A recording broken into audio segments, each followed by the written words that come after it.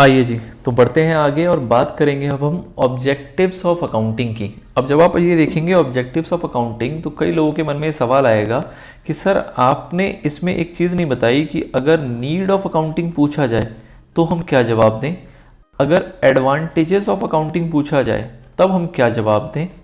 तो आपको ये चीज़ यहाँ पे क्लियर कर रहा हूँ मैं कि अगर आपसे पूछा जाता है objectives of accounting, your answer remain same.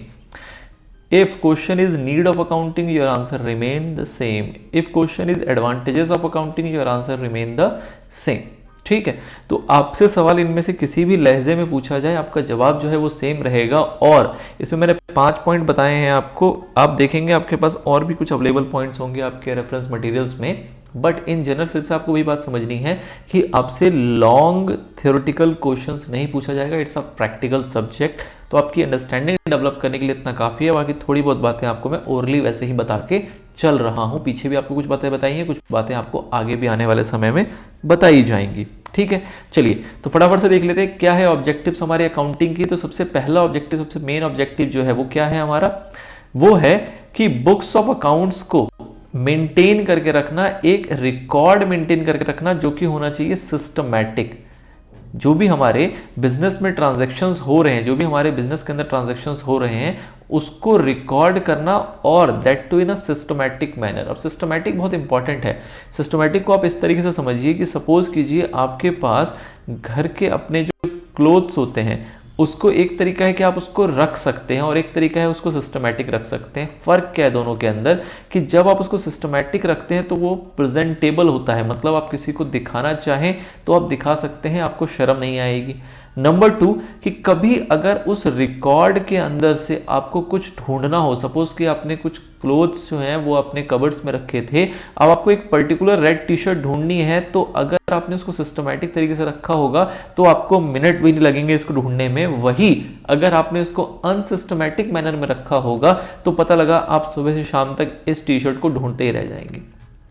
तो सिस्टमैटिक बहुत इंपॉर्टेंट है कि अगर हमें किसी बिजनेस ट्रांजैक्शंस को आज से 2 साल 4 साल के बाद अगर देखना पड़ जाए, किसी सूरत में किसी वजह से अगर हमें उसको ढूंढना पड़ जाए तो हम इजीली ढूंढ पाए, this is called systematic recording of business transactions. तो सारे बिजनेस ट्रांजैक्शन हमारे रिकॉर्ड जो होंगे वो बहुत सिस्टमैटिकली होते हैं और सिस्टमैटिकली ऑटोमेटिक हो जाएंगे जब हम अपने अकाउंटिंग प्रिंसिपल्स को अप्लाई करते हुए उसको रिकॉर्ड करते हैं। तो ठीक है जी, this is the main and primary objective कि हमें रिकॉर्ड करना है सारे बिजनेस ट्रांजैक्शंस को सिस्टमैटिक मैनर में। उसके बाद अब हमारे अकाउंटिंग की जब हम नीड और एडवांटेजेस की बात करते हैं तो या उद्देश्य की भी बात करते हैं तो हमें पता लगता है कि इसकी विशेषताएं क्या हैं, क्या लाभ मिलेगा, क्या हमें फायदा मिलेगा अगर हम अकाउंटिंग करके चलते हैं। तो आपके जो भी एरर्स या फ्रॉड्स होते हैं उससे आपको बचाता है, उससे आपको बचाता है, या फिर एरर या फ्रॉड्स अगर हो गए हैं तो इजीली डिटेक्ट कर पाता है, टाइमली डिटेक्ट कर पाता है। मतलब क्या हुआ कि सपोज कीजिए कि आपने अपने बिजनेस ऑर्गेनाइजेशंस के अंदर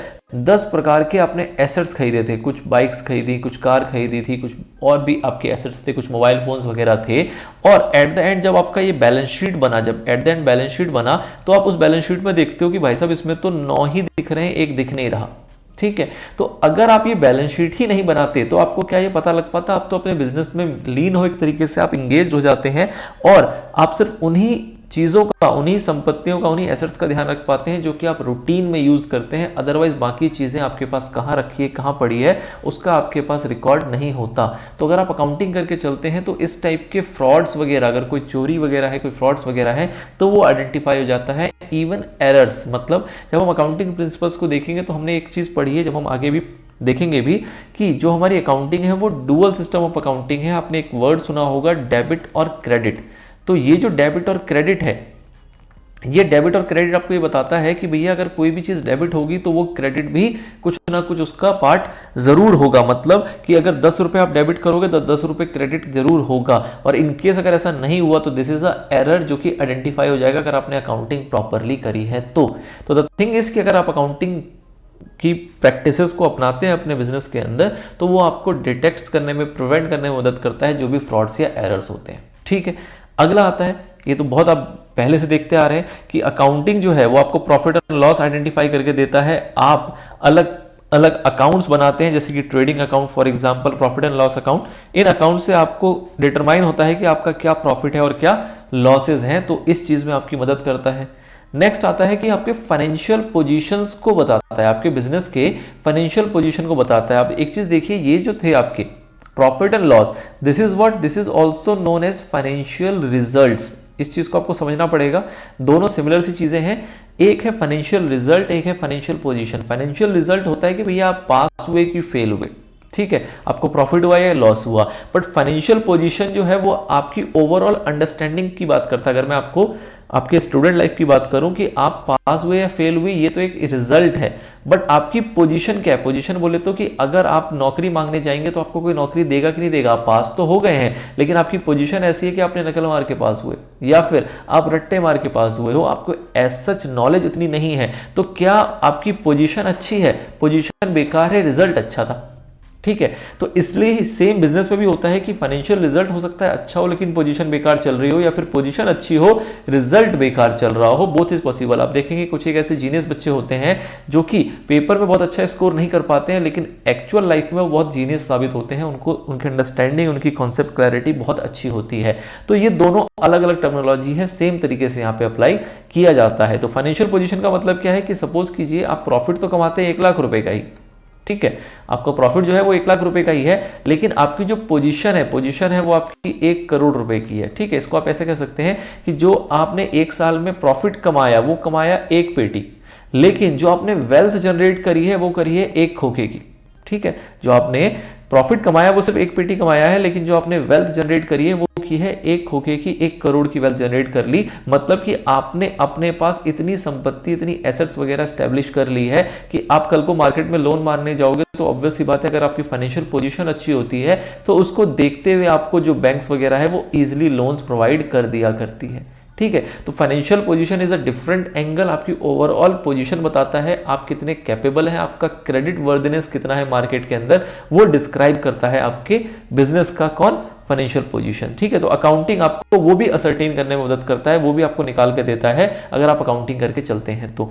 एंड एट लास्ट कि अकाउंटिंग जो है वो जितनी भी यूजफुल इंफॉर्मेशन है जो यूजर्स को चाहिए होती है वो सारी की सारी प्रोवाइड करता है। अकाउंटिंग जो है वो जितनी भी यूजफुल इंफॉर्मेशन जो यूजर्स को चाहिए होती है वो सारी की सारी प्रोवाइड करता है। एग्जांपल्स हम इसके पीछे देख चुके हैं कि किस किस तरीके से इंफॉर्मेशन जो हमारी यूजर्स को चाहिए होता है, whether it is a bank और अ गवर्नमेंट और अ टैक्स अथॉरिटी और एनी क्रेडिटर और पोटेंशियल इन्वेस्टर, एनीबडी, कोई भी यूजर हो उसको जो भी useful information, accounting information, financial information चाहिए हो वो हमारी अकाउंटिंग की मदद से उसको मिल पाती है। तो यहां हमने अहम 5 ऑब्जेक्टिव नीड या एडवांटेज की बात कर ली। अब आप अगर देखेंगे या आप अगर और जगहों से रेफर करेंगे तो आपको और भी बहुत सारी दाएं बाएं की चीजें मिलेंगी कि भैया ये जो अकाउंटिंग होती है ये लीगल मैटर्स में एज अ एविडेंस भी काम करता है, लीगल मैटर्स में एज अ एविडेंस भी काम करता है। उसके बाद अगर कोई इंसान अपने बिजनेस को बेचना चाहे, अगर पूरे के पूरे बिजनेस को ही बेचना चाहे तो उस केस में भी अकाउंटिंग काम करती है, क्योंकि आपके बिजनेस की वैल्यू क्या है। आप एक बिजनेस आपका चल रहा था, आप 10-20 साल से बिजनेस चला रहे थे, आज आपका मन किया उस बिजनेस को बेचा जाए तो इस बिजनेस की वैल्यू क्या होगी, वो कैसे निकालेंगे हम? इस अकाउंटिंग की मदद से निकाल पाएंगे कि ये जो बिजनेस है ये आपका 1 खोखे का है या 10 खोखे का है, ये आपको कौन बताएगा? ये आपको ये अकाउंटिंग ही बता पाएगा। तो उस चीज में ये काम करता है। अगर आपको लोन्स वगैरह लेना है तो अकाउंटिंग उसमें हेल्प करता है। आपको अगर लोन रेज करना है बैंक से तो बैंक भी कहती है लाओ जी अपनी फाइनेंशियल स्टेटमेंट्स लेके आओ। तो फाइनेंशियल स्टेटमेंट्स आप तभी लेके आएंगे जब आपने अकाउंटिंग की होगी, नहीं तो आपको अकाउंटिंग करनी पड़ेगी। अगर बात करें पार्टनरशिप्स अकाउंट की, जैसे कि अगर एक कोई बिजनेस है वो पार्टनरशिप में चल रहा है, तो पार्टनरशिप में अगर कोई बिजनेस चल रहा होगा तो ऑब्वियस सी बात है पार्टनर्स के बीच में लड़ाई ना हो जाए, पार्टनर्स को ऐसा ना लगे कि हाँ भैया कोई उसको धोखा दे रहा है। तो उसके लिए भी आपको प्रॉपर अकाउंटिंग की जरूरत है ताकि किसी भी पार्टनर को डिफीटेड वहां पे फील ना हो, उसको ये ना हो कि उसको डिसीव किया जा रहा है, उसको धोखा दिया जा रहा है। हर पार्टनर्स अपने आप में सक्षम हो समझने में, देखने में कि क्या हो रहा है, किसको कितना प्रॉफिट मिल रहा है, किसको कितना लॉस मिल रहा है, कितनी एसेट, कितनी प्रॉपर्टी किसके पास है, किसने कितना पैसा लगाया था, कितना उसको उसके बदले में कमाई मिल रही है। ये सारी चीजें कैसे पॉसिबल हो पाएगी? अकाउंटेंट की मदद से। तो ये सारे ऑब्जेक्टिव्स हैं जो आपको मोटे तौर पे पता होने चाहिए, थ्योरेटिकली अंडरस्टैंडिंग होनी चाहिए। अगेन मैं बार बार कह रहा हूं इसमें आपको कुछ भी ऐसा याद नहीं करना है, आप इसको समझ के अगर आगे बढ़ेंगे तो भी आपका काम हो जाएगा। चलिए जी, नाउ अगला कॉन्सेप्ट आता है, छोटा सा कॉन्सेप्ट है बुक कीपिंग। अब इसका नाम देखेंगे तो बड़ा अजीब सा लग रहा होगा, बुक कीपिंग। बुक को रखना है आपको, किताब को रखना है। अब किताब रखने का मतलब क्या है, बुक कीपिंग बेसिकली कि आपको अपने ट्रांजैक्शंस की क्या करनी है, रिकॉर्डिंग करनी है। ट्रांजैक्शंस की क्या करनी है, आपको रिकॉर्डिंग करनी है। ठीक है, अब ट्रांजैक्शंस की रिकॉर्डिंग कैसे करेंगे, तो आपने जब देखा कि एक टर्मिनोलॉजी आपने पढ़ी अकाउंटिंग, अभी तक की अगर मैं बात करूं तो आपने एक टर्मिनोलॉजी पढ़ी थी अकाउंटिंग, ठीक है, एक पढ़ी आपने अकाउंटेंसी, एक पढ़ा आपका अकाउंट्स। ठीक है, अगर इसको मैं कंपेयर करूं तो सबसे बड़ा जो है वो कौन है, सबसे बड़ा जो है वो कौन है, वो है आपका अकाउंटेंसी। अब इस अकाउंटेंसी के अंदर की बात करें तो वो कौन आता है, आपका अकाउंटिंग, और इस अकाउंटिंग के अंदर की बात करें तो वो क्या है, आपका अकाउंट्स। ठीक है, अब सेम इसी पैटर्न पे अगर हम बुक कीपिंग को लेके चलें तो अकाउंटिंग एक फंक्शन है जिसके अंदर आपने देखा कि उसके अंदर 7 अलग अलग फंक्शंस परफॉर्म किए जा रहे थे। देखा था हमने ऊपर ही देखा था कि अकाउंटिंग ऐसा है जिसके अंदर 7 अलग अलग फंक्शंस को हम परफॉर्म कर रहे थे। ये रहे वो 7 फंक्शंस जस्ट ऊपर।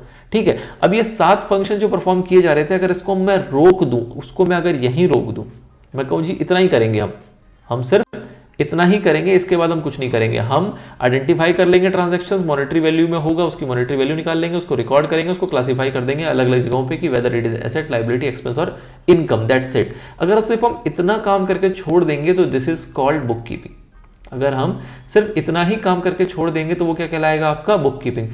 आंसर अगेन सेम, हमने इसकी डेफिनेशन पढ़ी थी, क्या डेफिनेशन पढ़ी थी कि अकाउंटिंग इज एन आर्ट या process of identification, measurement, recording, classification, summarising, analysing, communication of business transaction to its users.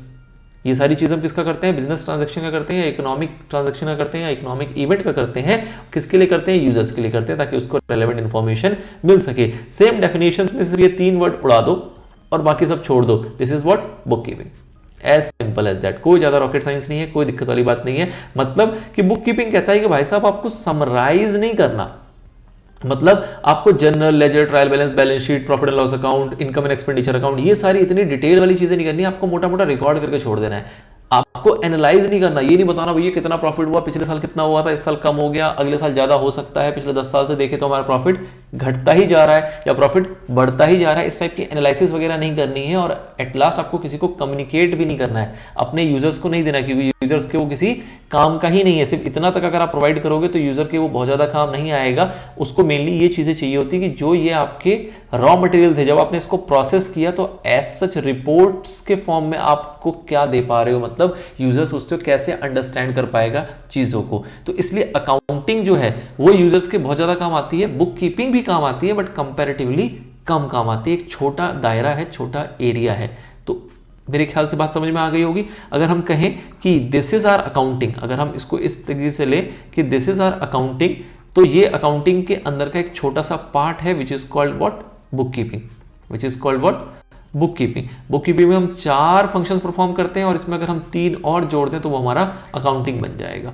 ठीक है जी, चलिए अब एक चीज और जरा समझने की कोशिश करें कि ये identification, measurement, recording and classification, आपको क्या लगता है कि ज्यादा दिमाग वाला काम ये है या ज्यादा दिमाग वाला काम ये है? ये एनालिसिस वगैरह करना, समराइज करना, ये ज्यादा दिमाग वाला काम है या ये ज्यादा दिमाग वाला काम है? तो ऑब्वियस ही बात है कि ये थोड़ा सा बेसिक नेचर का वर्क हो गया as compare to this is somehow advance level work. ठीक है, ये आपका एडवांस परफॉर्मेंस है, ये आपका बेसिक परफॉर्मेंस है। तो क्या ये जूनियर स्टाफ कर लेगा? बिल्कुल कर लेगा। इसके लिए लेकिन कौन चाहिए आपको? सीनियर स्टाफ चाहिए, थोड़े से ट्रेंड एक्सपीरियंस्ड पर्सन चाहिए ये काम करने के लिए। ठीक है, तो ओवरऑल अकाउंटिंग के लिए आपको एक्सपीरियंस लोग चाहिए होते हैं, ज्यादा जीनियस लोग चाहिए होते हैं, बट जो आपके जूनियर या लोअर लेवल स्टाफ होते हैं वो आपकी बुक कीपिंग तो कर ही सकते हैं। इसलिए कहा जाता है कि भैया बुक कीपिंग करा लो अपने जूनियर स्टाफ से और उसके बाद सीनियर स्टाफ को लगा देना ताकि वो उसकी अच्छे से अकाउंटिंग कर पाए। ठीक है जी, तो this is your book keeping.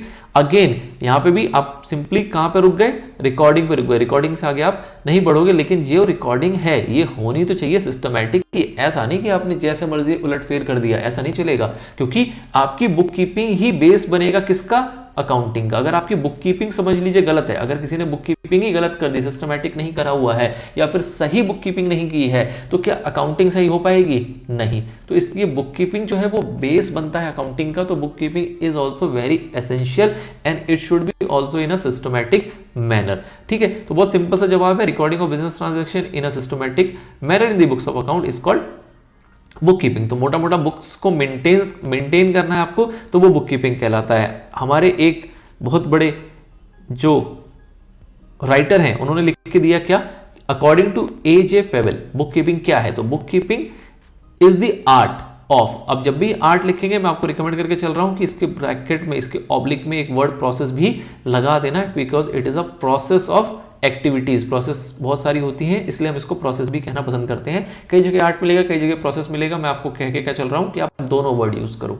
तो book keeping is the art या प्रोसेस ऑफ व्हाट, रिकॉर्डिंग। किस चीज की, फाइनेंशियल ट्रांजैक्शंस की ऑफ अ बिजनेस। कैसे, in a methodical manner so that information और any point in relation to them may be quickly obtained. मतलब कि आपको रिकॉर्डिंग तो करनी है ट्रांजैक्शंस की, लेकिन एक अच्छे तमीज से करनी है, सिस्टमैटिक तरीके से करनी है, मेथोडिकल मैनर में करनी है, ताकि अगर किसी भी समय पे, किसी भी सूरत में कुछ इंफॉर्मेशन चाहिए हो तो वो तुरंत निकाली जा सके। ऐसा नहीं है कि आपने अपनी रेड टी शर्ट ऐसे छुपा दी कि हम ढूंढते रह गए, सुबह से शाम हो गया। जो ऑनर है, जो बिजनेस का मेन लीडर है, उसको कोई इंफॉर्मेशन सबमिट करनी थी बैंक में या सपोज कोर्ट में या किसी गवर्नमेंट अथॉरिटीज के पास, और आप उसको वो इंफॉर्मेशन निकाल के दे ही नहीं पा रहे हो, तो वो बुक कीपिंग आपकी सही नहीं मानी जाएगी। ठीक है, तो this is all about book keeping. अब हम आगे जब बढ़ेंगे तो हम इसका डिफरेंस समझेंगे और डिटेल में। ऑल्दो मैंने आपको बेसिक बता दिया कि बुक कीपिंग और अकाउंटिंग में क्या डिफरेंस होता है, इसको हम इस तरीके से रिलेट करेंगे कि बुक कीपिंग अकाउंटिंग में क्या डिफरेंस है और अकाउंटिंग एंड अकाउंटेंसी में क्या डिफरेंस है। ऑल्दो इतनी बातें मैं आपको पहले बता चुका हूं, आप चाहे तो थोड़ी सी सेल्फ स्टडी करके मिले मुझसे अगले पार्ट में। लेते हैं छोटा सा ब्रेक।